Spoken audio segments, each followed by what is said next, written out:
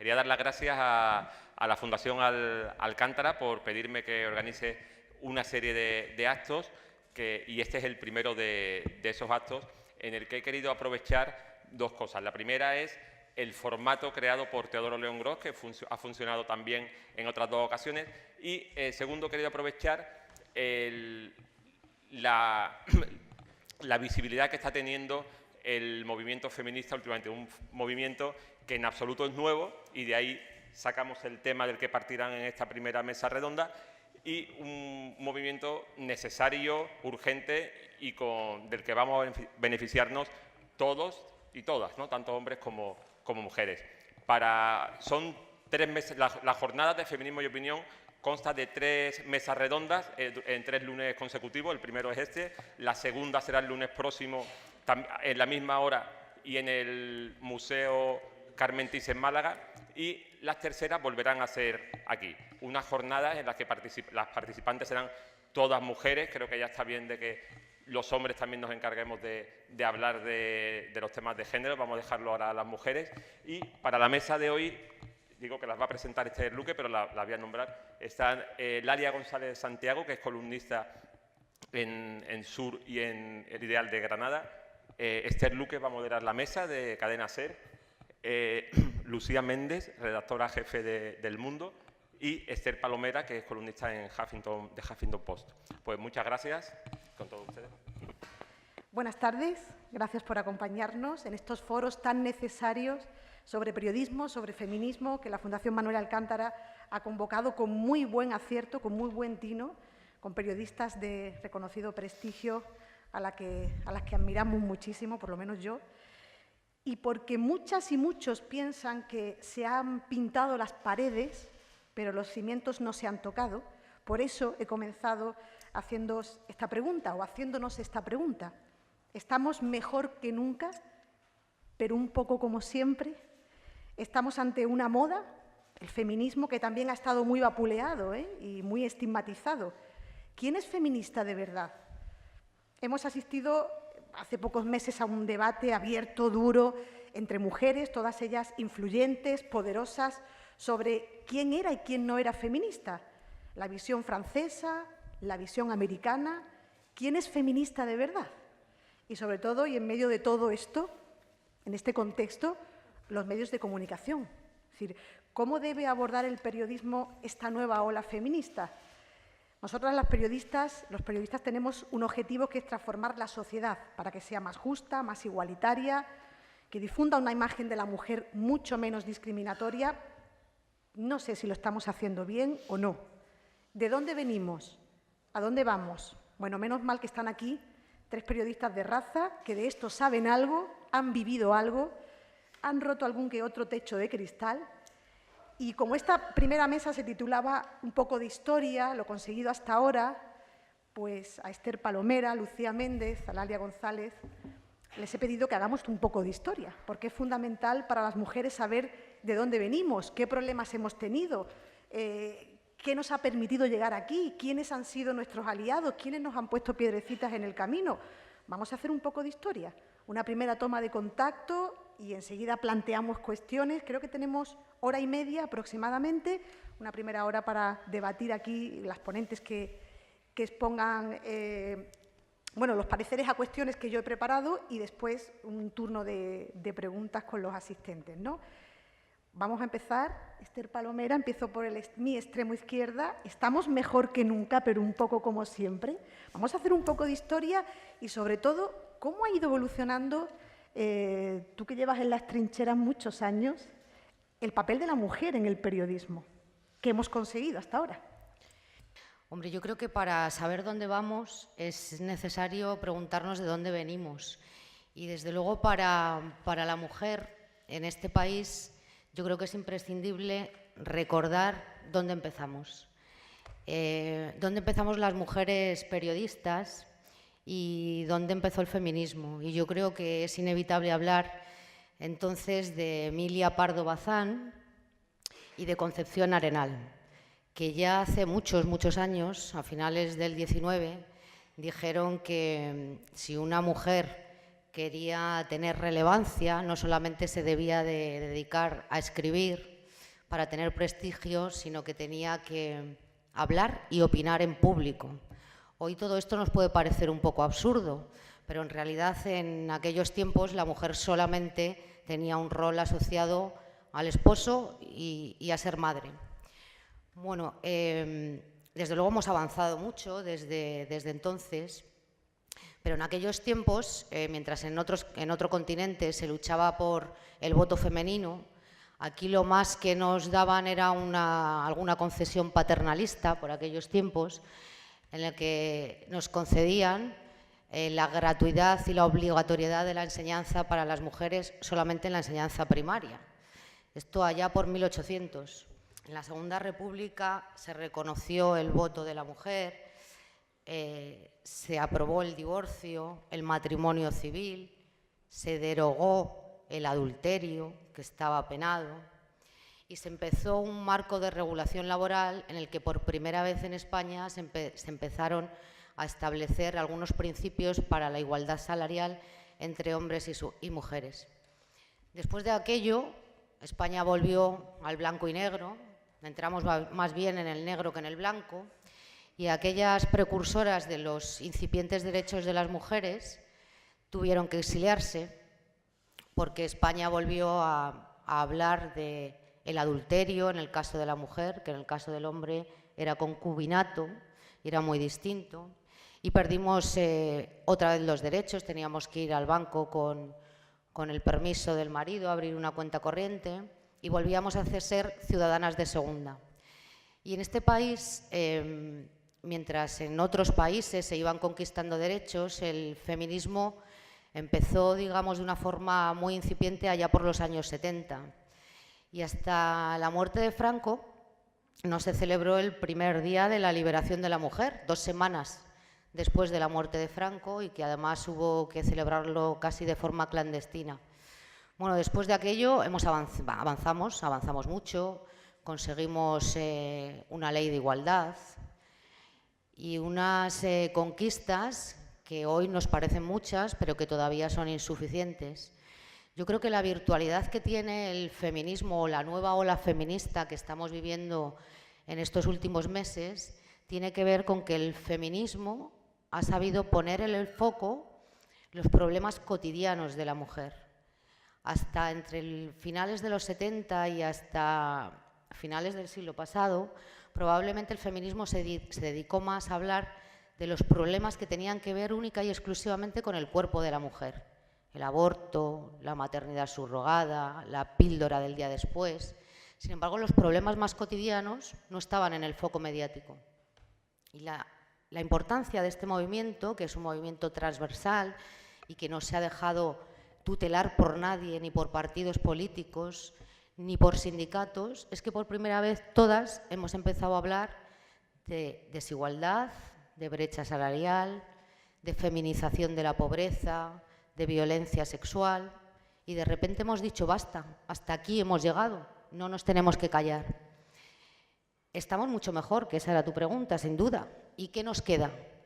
Pues nos queda, desde mi punto de vista, convencer a todas aquellas mujeres que son nuestros referentes en el campo de la ciencia o de la judicatura o de la universidad o del mundo académico, para que ellas también se pongan en pie de guerra, como fuimos capaces de ponernos las periodistas ante el 8M, para gritar al mundo que queremos exactamente los mismos derechos, ni uno más ni uno menos de los que tienen los hombres.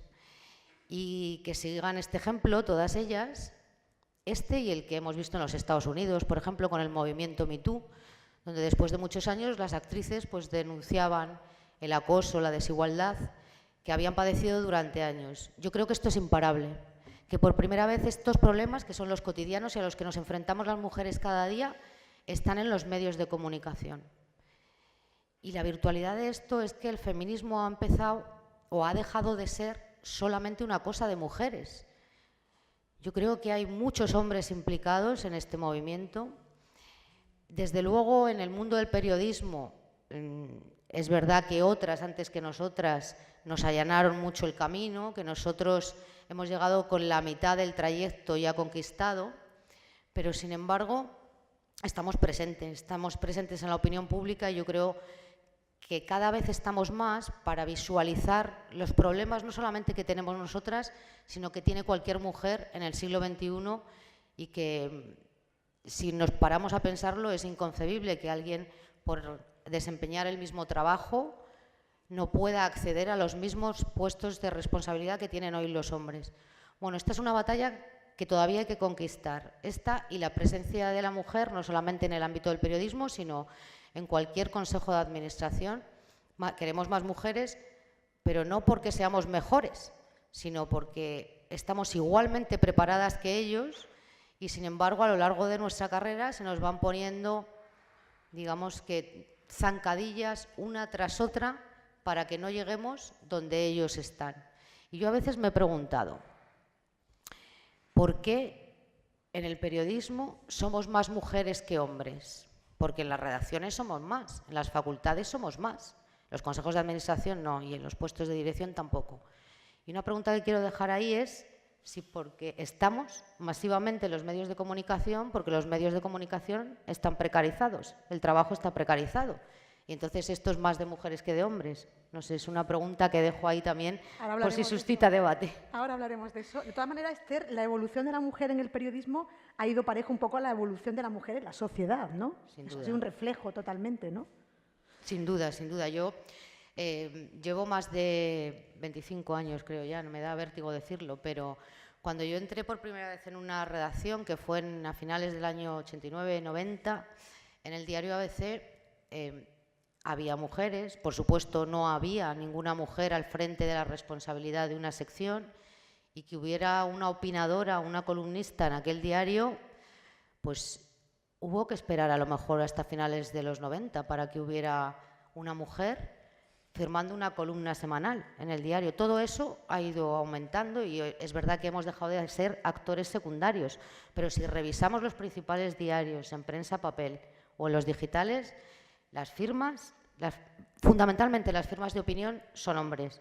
Y yo la verdad es que me felicito porque hace muy poquito salió publicado un estudio de Planner Media, que es una agencia de comunicación, en la que hacía una disección exactamente de esto, de las opinadoras que había al frente de los medios de comunicación. Y el Huffington Post era, con mucha diferencia, el medio digital donde más mujeres había en el mundo de la opinión. Un 47% de las columnas de opinión del Huffington están firmadas por mujeres. Por detrás me parece que estaba el diario.es y en tercer lugar el Periódico de Cataluña.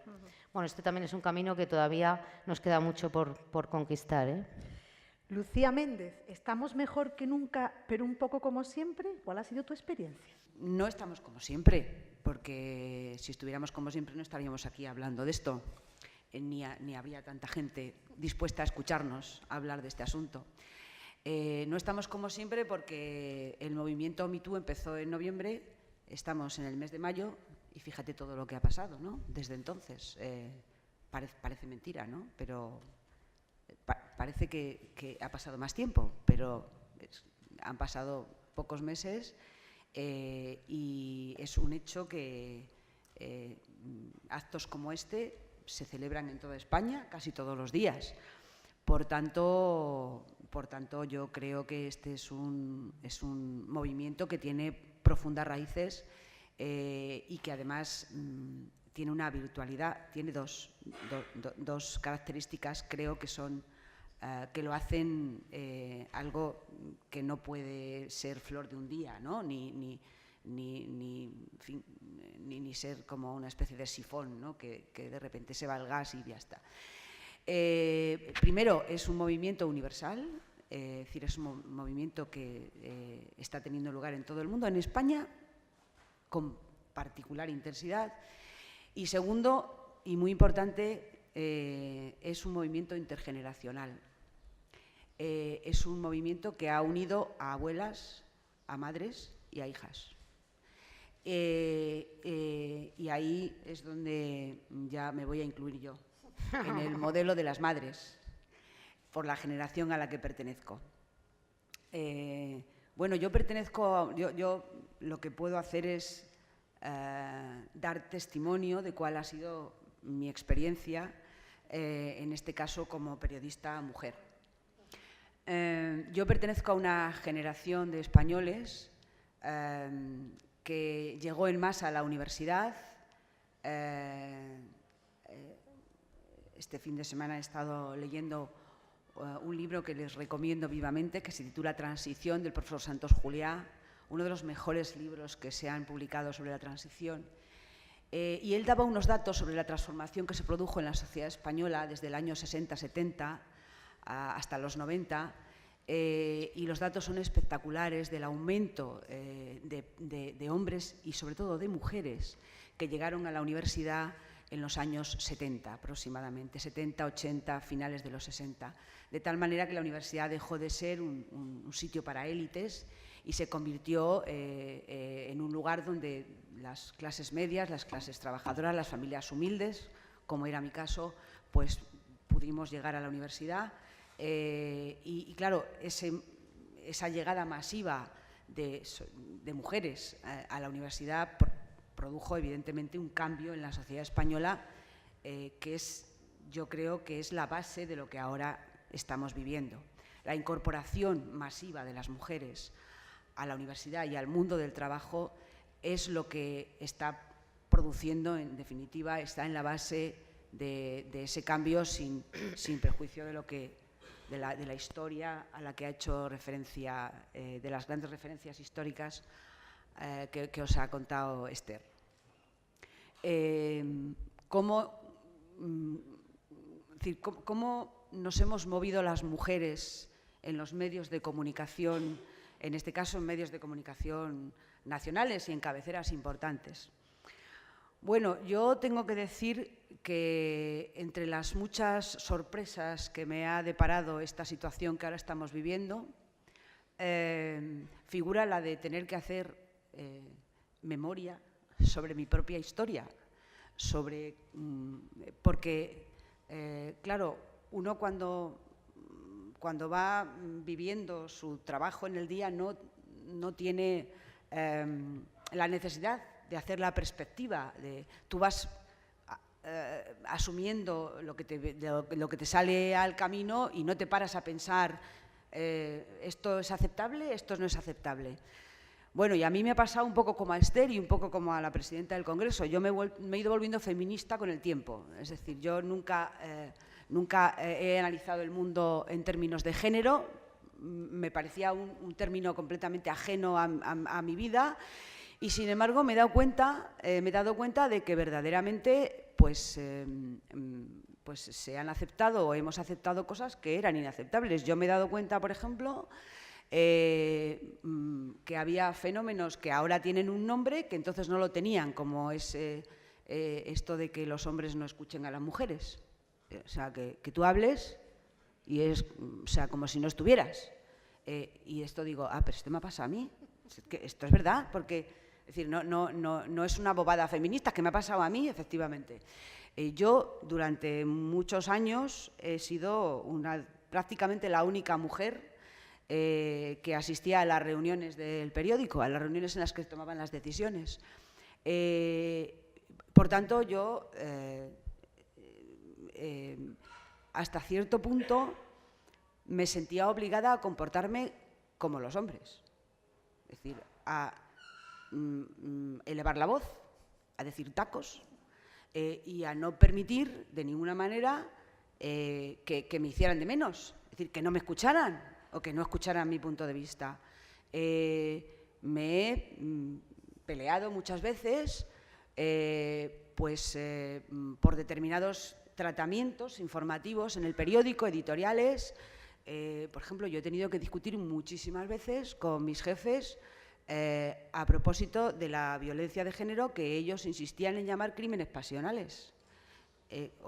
Por ejemplo, ahora esto es impensable, ¿no?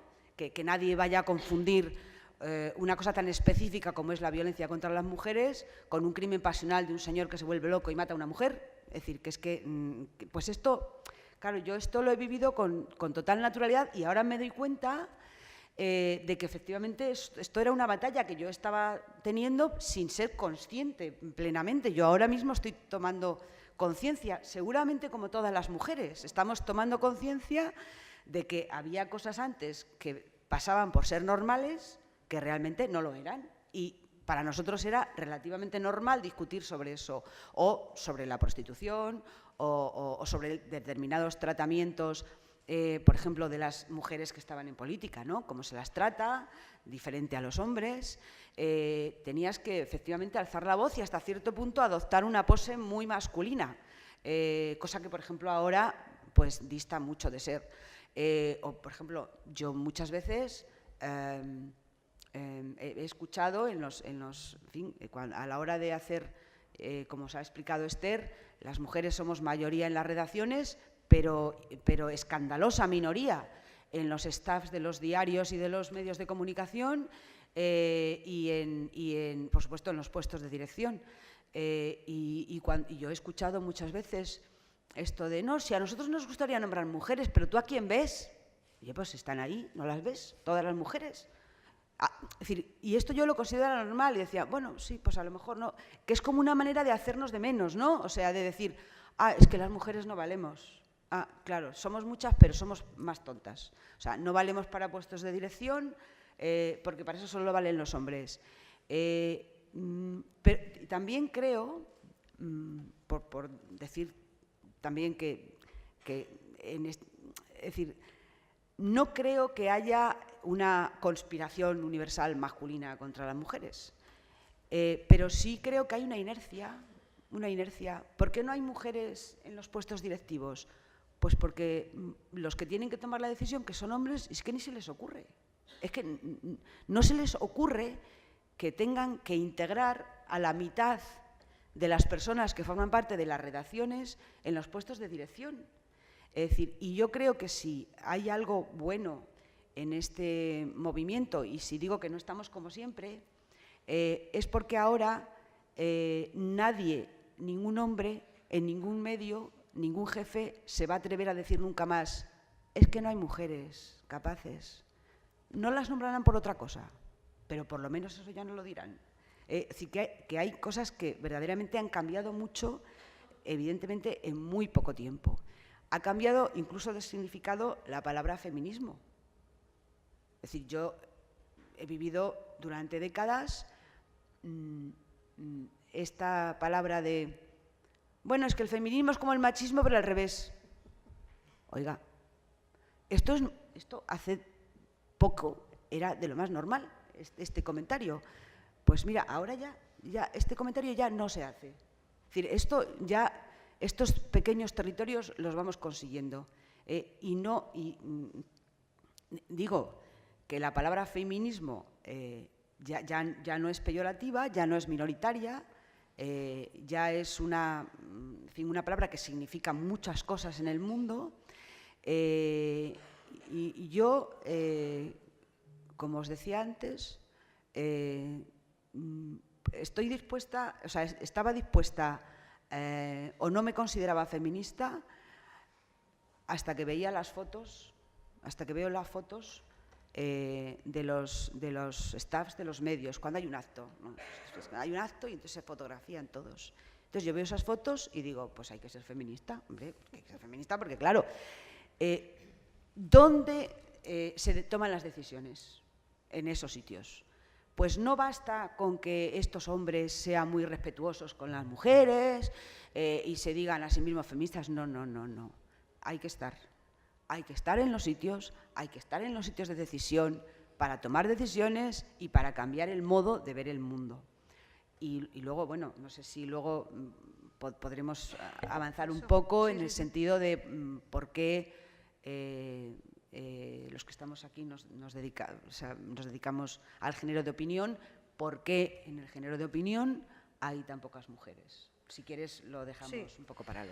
El feminismo ha dejado de ser una cosa de mujeres, hablamos ya de un feminismo más global, transversal, intergeneracional, decía Lucía. Y Lalia González, ¿cuál es tu experiencia con el feminismo como mujer periodista a lo largo de todos estos años? Bueno, yo cada vez que he ido ascendiendo puestos en los staffs de los periódicos donde he estado, siempre he pensado que lo hacía por mí y por todas mis compañeras, porque por mí primera, además, que lo tuve que ser en todos los casos, pero lo más triste es que después de mí ha dejado de haber mujeres en los staff donde yo he estado y la crisis del sector ha sido inclemente con las mujeres, ha masacrado la presencia de mujeres, las condiciones laborales de las mujeres periodistas y también, por supuesto, el poco poder que se había podido ir alcanzando en los staffs. No sé si ahora, en esta nueva cuarta ola, podremos conseguir remontar la crisis. A mí me parece que las mujeres periodistas, si hemos conseguido ser en este momento un agente de cambio potentísimo, y lo comentábamos antes, estoy convencida que uno de los factores de éxito del 8M fue la masiva presencia de mujeres que por fin en las redacciones se plantaron y se visibilizó cuántas mujeres había en las redacciones que iban a parar ese día y iban a hacer imposible, por ejemplo, los programas de la tele de la mañana. Y la suspensión de los programas de la tele de la mañana le dio alas a la protesta. Pero también lo estamos viendo ahora con las mujeres de Televisión Española que han decretado los viernes en negro para reclamar la renovación y la democratización del ente público, que es algo que los hombres periodistas podían haber hecho hace mucho tiempo, muchas veces, y nunca lo han hecho. Entonces yo creo que ahora mismo las mujeres periodistas estamos siendo una punta de lanza del cambio social. Y es muy importante por muchas razones. Primero, porque el periodismo, en cualquiera de los soportes, reproduce los códigos y socializa. Y hasta ahora lo que ha hecho el periodismo ha sido perpetuar los esquemas del patriarcado. No me gusta utilizar esas grandes palabras, pero es que creo que son las que más se ajustan a la realidad. El periodismo siempre ha sido machista, muy masculino y muy machista. Y lo que nosotras que estábamos allí hacíamos era intentar que se nos considerara hombrecitos. Era el mejor piropo que te podían echar. Y no solamente nuestros compañeros y nuestros jefes creían que éramos como los perros que bailan, de los que hablaba Virginia Woolf, ¿no? Qué gracioso, qué bien baila para ser un perro, ¿no? O sea, es que también nos pasaba fuera de las redacciones. Parecía que como que o se nos relegaba a áreas femeninas, entre comillas, ¿no? Sociedad, cultura y tal, o directamente se nos menospreciaba. Y, por supuesto, no se contaba para nada con nosotras a la hora de ascender. Entonces yo creo que ahora lo que está pasando es que las mujeres periodistas nos hemos curtido en todas esas batallas, hemos estado durante décadas soportando todas esas condiciones, ¿no? Ese mainstreaming de pensamiento general de que, bueno, que realmente, incluso en algunos casos, y creo que está estudiado, hemos llegado a convencernos de que valíamos menos y estábamos menos capacitadas que ellos. Luego, además, en unas condiciones donde lo último que se podía conseguir era una mínima conciliación, con horarios brutales, trabajos a tareas, fines de semana laborales, todas las fiestas del año. Bueno, teníamos que hacer visitas clandestinas al pediatra, los embarazos eran absolutamente escondidos, si un hijo se enfermaba era un horror, porque el periódico tenía que salir y el horario había que cumplirlo, y había muchos machitrolls ahí mirándote, esperando que cometieras el más mínimo error para terminar de desacreditarte porque eras una niña. Entonces, creo que todo esto al final nos ha curtido y nos ha hecho fuertes, y por fin estamos también estableciendo unas ciertas alianzas de género que ya tardaban, porque si algo ha pasado en el periodismo, como en otros muchos sectores, pero el que yo conozco es que los hombres han nombrado a hombres y se han hecho esas alianzas de club de alegres muchachos que se iban de copas por las noches y compartían sus secretos y jugaban al fútbol, y era un mundo propio en el que naturalmente nosotras no teníamos sitio. Y ahora, sin embargo, pues todo eso yo creo que nos ha hecho fuertes, nos ha hecho conscientes, y estamos empezando a establecer esas redes un poco de sororidad, si queréis, y sobre todo de compartir experiencias, que es algo que nos está haciendo darnos cuenta de que no éramos bichos raros, de que no éramos incompetentes, de que no estábamos locas, sino que eso nos estaba pasando a todas. Y que hay una serie de problemas comunes que tenemos que abordar, como por ejemplo el ejercicio del poder, lo que se llama el empoderamiento. No hemos sabido ejercer el poder porque nunca lo hemos tenido, y cuando nos ha llegado la hora hemos tenido serias dudas, nos hemos encontrado como intrusos, hemos tenido que pelear excesivamente por un lugar al sol y una cierta responsabilidad. Y es muy importante que sea así porque en la medida que las mujeres marquemos criterios en los periódicos, el mundo será más abierto y más comprensible y dejará de estar girando sobre los códigos masculinos como hasta ahora. Tengo experiencias claras de tratamiento de temas que las fuentes decían, bueno, ¿cómo se nota que lo estáis haciendo, que sois mujeres, o que este periódico lo dirige una mujer? Porque, por ejemplo, no considera normal un matrimonio forzado, ni considera normal que se desarticule una red de prostitución y muchas cosas que hasta estos momentos pues iban pasando, pues como eran parte del mundo de los hombres, pues seguían colando con los mismos códigos y sin ser sometidos a ninguna crítica. Entonces, por eso creo que de algún modo lo mejor está por venir. Y creo que esto es imparable y que al periodismo le ha tocado ya un papel importante en este cambio. Y yo creo que no es una cosa de ahora mismo, un poco puede alguien haberse sorprendido, pero me parece que quizá desde la muerte de Ana Orantes, del asesinato de Ana Orantes, empezamos a pelear también dentro de las redacciones porque no se hablara de mujeres muertas sino asesinadas, porque por supuesto se descartara el crimen pasional, porque se cuidara el lenguaje con el que nos referíamos a las víctimas, y se fueron dando pasos en ese sentido que yo creo que han sido interesantes. Por ejemplo, en Cádiz hicimos un observatorio de género para que las noticias que infringieran los códigos básicos fueran censuradas, formado por expertas no periodistas, gente del mundo del derecho y demás. En Sevilla se hizo desde una asociación de mujeres periodistas un código de expertas para conseguir que en los medios no solamente aparezcan como interlocutores, como prescriptores hombres, que es lo que suele pasar siempre. Si consultas a un penalista es un hombre, si consultas a un pediatra es un hombre también, a pesar de que hay mujeres en todos esos puestos a punta pala. Entonces yo creo que sí ha ido avanzando poquito a poco, de una manera resistente y callada, y que ahora todo eso está dando sus frutos. Entonces no podemos hacer más que felicitarnos, y creo que todo lo bueno está por venir, pero que tenemos que tener todas las alertas levantadas, porque también está habiendo una reacción muy fuerte, de la que también Esther ha mencionado, sobre la que tampoco hay que admitir pasos atrás, porque ya ha pasado otras veces, que ha habido un rearme del machismo para neutralizar estos avances, porque en el fondo se trata de poder y los hombres no quieren ceder ni un ápice del poder que tienen, que es lógico, por otro lado. Lalia, tú hablabas de Virginia Woolf, ¿no?, que describía muy bien esos roles fijos del hombre y de la mujer, ¿no?, y que tantos problemas nos ha creado a lo largo de la historia. Bueno, vamos a hablar de feminismo, de periodismo, vamos a meternos en harina, la violencia machista, las marchas de mujeres tras la llegada de Trump a la Casa Blanca, los escándalos de acoso en Hollywood, las nuevas miradas a la sexualidad, los movimientos Me Too y Time's Up, la violación múltiple en Sanfermines, aunque los jueces hayan dicho que no es violación, pero que ha provocado también pues que haya salido a la luz muchas mujeres denunciando acoso, la discriminación a la mujer, copa, portadas, boletines, noticieros. Estamos ahora aquí. ¿Y ahora cómo debe abordar el periodista esta ola feminista? Abrimos un poquito el debate. A ver quién empieza. En este sentido, en el periodismo se está produciendo una gran sensibilización.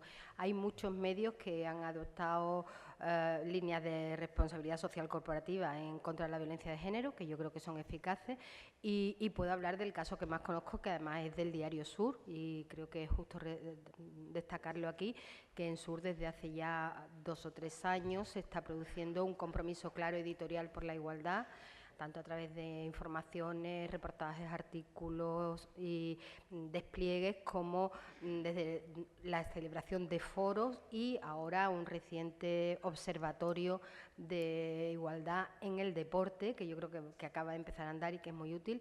Y yo creo que este tipo de compromisos se están produciendo en los medios y van a ser muy interesantes, como ya digo, y vienen a revelar, por una parte, la carencia que había de ellos, pero bueno, nunca es tarde si la dicha es buena, y creo que las redacciones son muy permeables a los cambios, y enseguida, y los periodistas buenos también, se han dado cuenta de dónde estaba la noticia y por dónde tenían que ir los tiros para también, digamos, adaptarse a sus lectores, ¿no?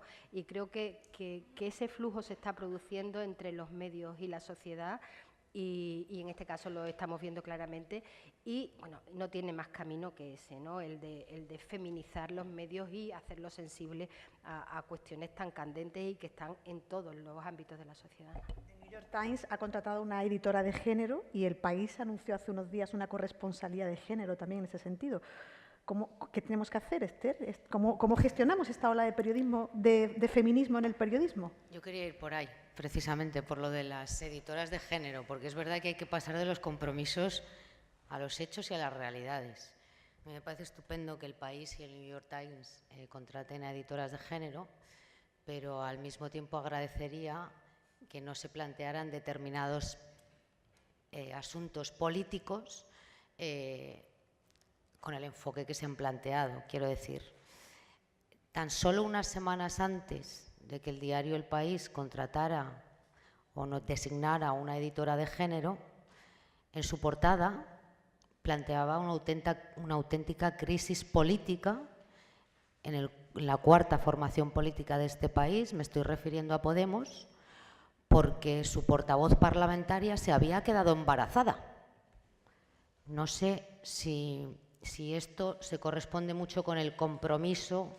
Eso fue antes, de género. seguramente, antes de nombrar Sí, la por eso digo, corresponsal. fue unas semanas antes hizo este planteamiento en la portada del periódico. Por lo tanto, yo agradezco y me felicito de ese nombramiento, porque estoy segura de que nunca más en la portada de ese periódico se va a plantear como crisis política que una mujer se haya quedado embarazada, ¿no? Por lo tanto, yo creo que basta con que seamos sensibles a los movimientos, sea el movimiento feminista o cualquier otro movimiento, de la misma manera que en otros tiempos hemos sido sensibles a según qué pulsiones sociales, ahora nos toca esto, porque está en la realidad del país y además es una realidad global, como han mencionado mis compañeras, no solamente afecta a España, hemos tenido en Estados Unidos, en Francia, debates similares, y por lo tanto no hay que cambiar demasiado la mirada. El periodismo es eso, es estar en contacto con la realidad y ser sensible a las pulsiones que hay en la sociedad. Bueno, pues ahora nos toca el feminismo. Y luego también yo quería plantear, desde mi punto de vista, tampoco nos interesa demasiado demonizar la palabra feminismo, o demonizar, mejor dicho, aquellas mujeres que dicen que no se consideran feministas. Lucía ha dicho, Ana Pastor, la presidenta del Congreso, Esther y yo, nos hemos vuelto feministas con el tiempo, es verdad. Pero yo recuerdo me parece que fue el verano pasado, una entrevista en una revista que le hacían a la cantante Bebe, que le cayó la del pulpo porque dijo que ella nunca había sido feminista, que no lo era y que no lo iba a ser jamás. Sin embargo, decía que era muy sensible con los problemas de la mujer, con la brecha salarial, con la desigualdad de oportunidades, con la feminización de la pobreza. Por lo tanto, a mí no me importa tanto la denominación como el desconocimiento que hay del movimiento, porque en realidad aquellas mujeres, por ejemplo, yo me pregunto, ¿hoy mi madre sería feminista? Seguro, estoy convencida. Y sin embargo, hace 40 años no se planteaba si tenía que cuidarnos a nosotros o atender las necesidades de mi padre, que nosotras hoy no atendemos con nuestras parejas porque son trabajos compartidos. Bueno, pues desgraciadamente no vive, pero el 8 de marzo, estoy convencida, el pasado 8 de marzo, hubiera estado con nosotras en esa manifestación en Madrid, que estuvimos juntas, ¿verdad, Lucía? Y la vivimos intensamente. Por lo tanto, hay que valorar el conocimiento del movimiento y el compromiso. Antes hablaba de trincheras, Esther. A mí, si en alguna trinchera me tienen que encontrar, es en esta, en la defensa radical de la igualdad entre el hombre y la mujer, que tengamos los mismos derechos, no estamos pidiendo más, ¿no? Y yo creo que el periodismo tiene que poner esa mirada, ¿no? Ser sensible a las pulsiones sociales y a los movimientos que hay en este momento en nuestro país, y este, desde luego, es uno de ellos. Bueno, yo no espero milagros de este movimiento. Es decir, no espero que de repente, de la noche a la mañana, los editores de las compañías de medios de comunicación se den cuenta de que no es que tengan que respetar el derecho de las minorías, es que tienen que respetar a la mitad de sus trabajadores, dejándolos acceder a los mismos sitios que en este momento acceden los hombres. No espero milagros y, por tanto, estas decisiones que toman los diarios de corresponsales de género y tal, bueno, a mí me parece que son una manera, digamos, de darse un poquito de jabón, ¿no? De cubrirse con una patina de qué modernos somos, mira tú. Yo creo que como no espero milagros, lo que entiendo es que nosotros como periodistas tenemos que desarrollar una presión de forma sostenida. Y bueno, y tampoco es cuestión, decir, no creo que tengamos la capacidad de revolucionar el mundo de repente en unos meses, aunque ya han pasado cosas que es como para pensárselo, pero creo que la única manera es que sepan que estamos ahí, que nos hagamos visibles, que cada vez que tengan que hacer un nombramiento tengan que pensar, o por primera vez tengan que pensar, oye, igual hay que feminizar un poco esto, ¿no? O sea, que tengan un poquito ya, que les dé un poquito de vergüenza, ¿no? Esto de que todos sean hombres. Es decir, que les dé un poquito de vergüenza verse en las fotos todo hombres, que digan, oye, esto está como mal, ¿no? Con esto ya me conformaría. De hecho, hace poco en Francia hubo un manifiesto de mujeres en algunos medios por los nombramientos que hubo, y estoy segurísima de que cuando en los medios de comunicación se produzcan futuros nombramientos, creo que las mujeres periodistas van a expresar su opinión y van a hacer valer su voz. Y creo que se escuche nuestra voz, en mi opinión, es lo más relevante de lo que está sucediendo en este momento. Y es verdad que yo creo que ese es un camino sin retorno, y también creo, sinceramente, que el hecho de que haya periodistas que nos hayan permitido, Esther, entrar en el sacrosanto mundo de la opinión, que es un mundo tradicionalmente reservado a los hombres, ha tenido mucha relevancia en este movimiento. Hace poco escribía un artículo Elvira Lindo en el que decía, perdonen, pero vamos a seguir. Se pongan como se pongan, vamos a seguir. Disculpe usted, que a lo mejor le parece a usted que es un tema de mujeres, pues lo siento, pero los que tenemos una ventana no tenemos más remedio y vamos a seguir. Y creo que eso es importante. Es verdad, y os habéis referido así, en fin, un poco generalmente, en genérico, es verdad que hay un movimiento de hombres, básicamente hombres, pero bueno, también mujeres algunas, un movimiento de personas, de grandes intelectuales de este país, de personas muy respetadas, de académicos, en fin, que son auténticos vacas sagradas del mundo cultural e intelectual español, que por alguna razón que yo todavía no alcanzo a comprender, aunque he intentado comprenderlo, pero no lo he conseguido, han considerado que el combate intelectual y doctrinario y programático contra el feminismo es ahora mismo la razón de ser de su trabajo de opinadores. Yo, la verdad, no me lo explico, es que no entiendo por qué razón. Hay muchísimas cosas en el mundo sobre las que hay que escribir y muchísimas de las cosas que escriben estas personas pues se dirigen a combatir el movimiento feminista. Pero oiga, pero verá ustedes que no entiendo, o sea, no sé cuál es la razón de fondo. ¿No? Yo, al hilo de lo que planteabas, Lucía y Esther, de esto de las corresponsalías de género, de mirar las noticias con perspectiva de género, que pensáis que es un poco postureo, ¿no? Yo no sé si debe ser el periodismo feminista. Algunos piensan efectivamente que se puede correr el riesgo de que el periodismo con perspectiva de género polarice demasiado el debate, Lalia. Es que aquí se parte de un equívoco de base. Es que el periodismo no puede no ser feminista, o sea, no puede no ser feminista, igual que los seres humanos no pueden no ser feministas a menos que sean racistas, xenófobos y fascistas, porque el feminismo es simplemente la igualdad de la mitad de la población. Luego podrá haber un feminismo de la diferencia, un feminismo más radical, puede haber muchas tendencias dentro del feminismo, pero es que no hay elección. ¿Cómo no va a ser un periodismo feminista? Es que el feminismo se ha querido demonizar desde antiguo y siempre ha habido décadas y décadas de corrientes de opinión para machacar el feminismo y tacharlo pues de todos los males del mundo. O sea, de género, de sexo y de todas clases. Y sin embargo, eso que decíais antes, no soy ni feminista ni machista, es que es que esa no es la elección. Es que si no estás a favor de los derechos de la mitad de la población, pues entonces, ¿de qué vas? ¿No? Primero tendríamos que definir Sí, claro. qué se entiende por periodismo feminista, ¿no?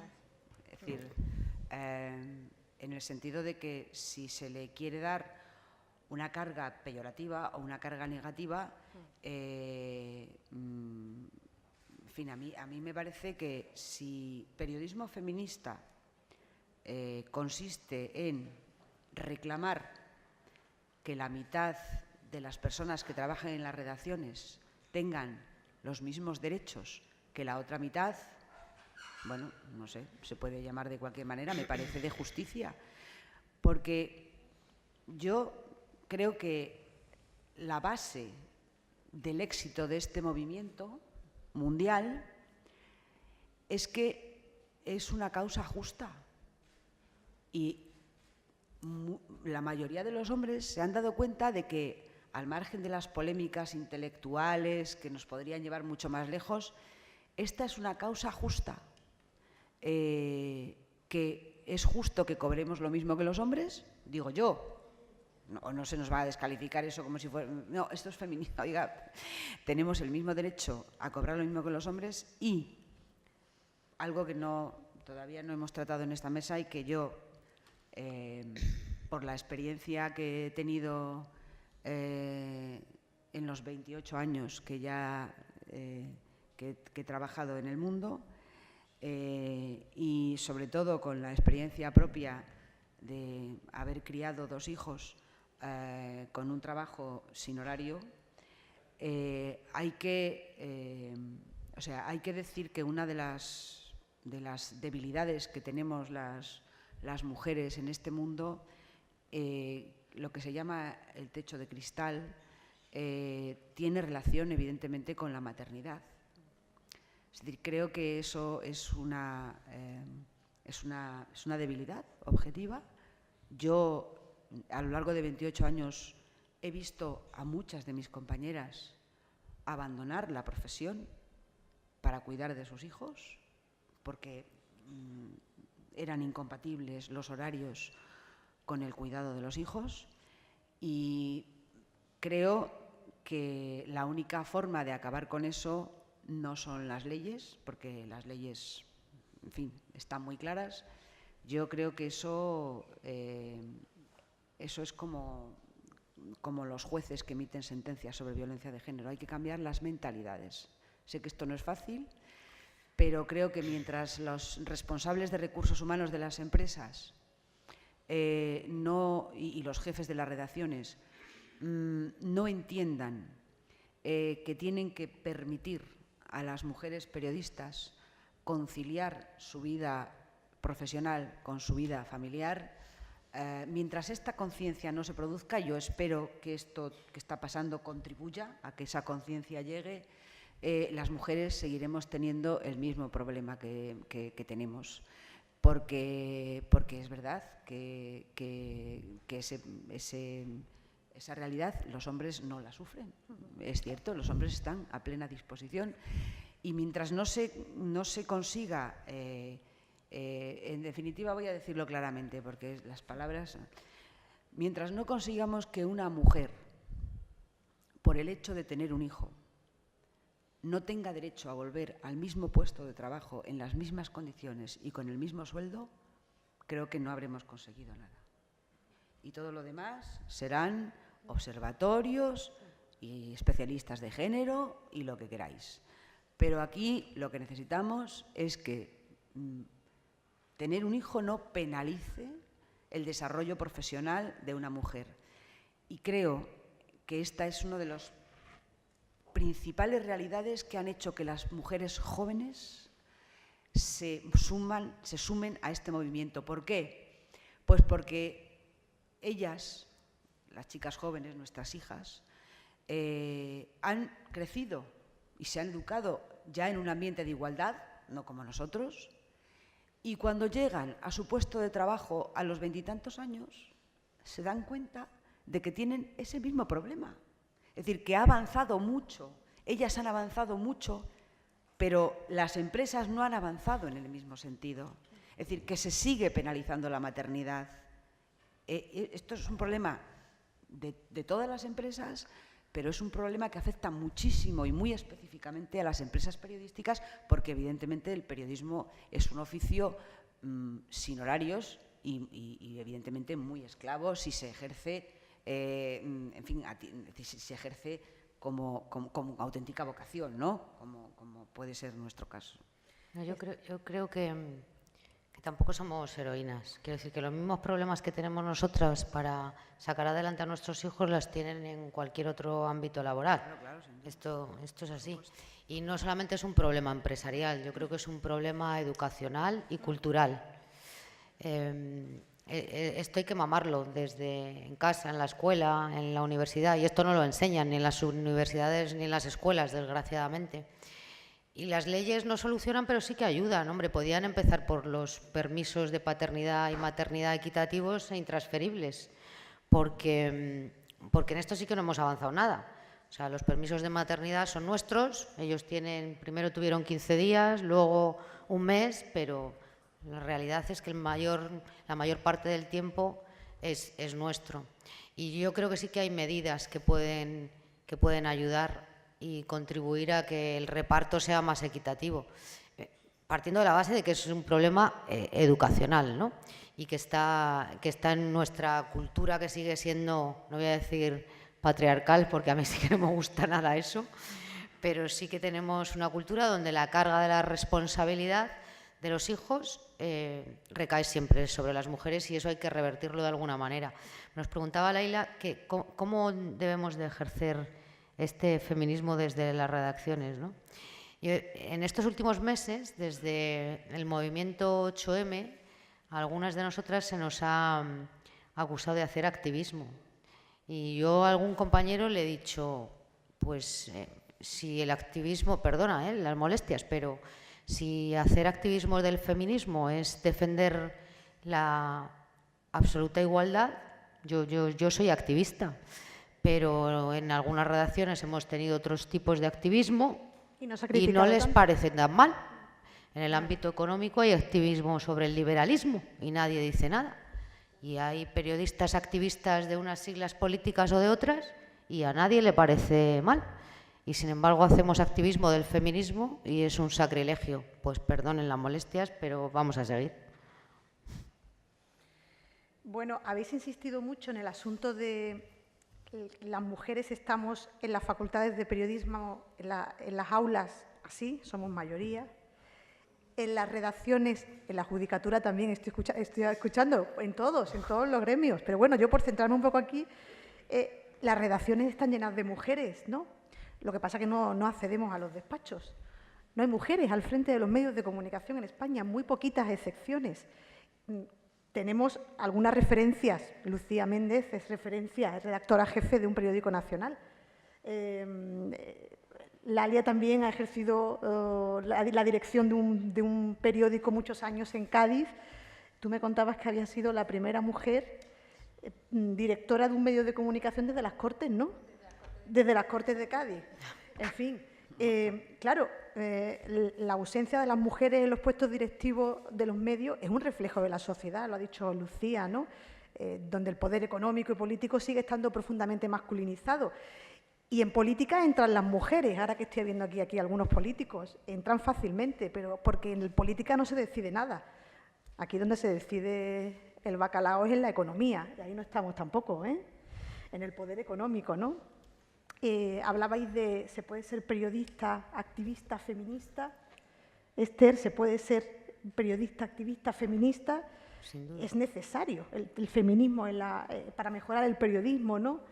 Una conclusión, solo por terminar. La madre del cordero está en cambiar mentes, ¿eh? Las leyes pueden cambiar, pero ¿y la mentalidad? ¿Cómo se convierte la igualdad legal en real? Bueno, pues aquí el antídoto es la educación, que es el mantra que venimos repitiendo desde hace décadas y sigue siendo una asignatura pendiente, la educación. Y una última cosa, el feminismo ha iniciado un nuevo capítulo, eso está claro, y yo confío en que el periodismo y la comunicación le acompañen en esta revolución. Gracias a la Fundación Alcántara por organizar este encuentro. Van a seguir 2 lunes siguientes, el lunes que viene y el siguiente. Y gracias a Lalia por estar aquí, Lucía, Esther. Ha sido un placer, un gustazo, periodistas que admiramos, que son referentes para nosotros los periodistas. Muchísimas gracias y hasta otra. Buenas noches.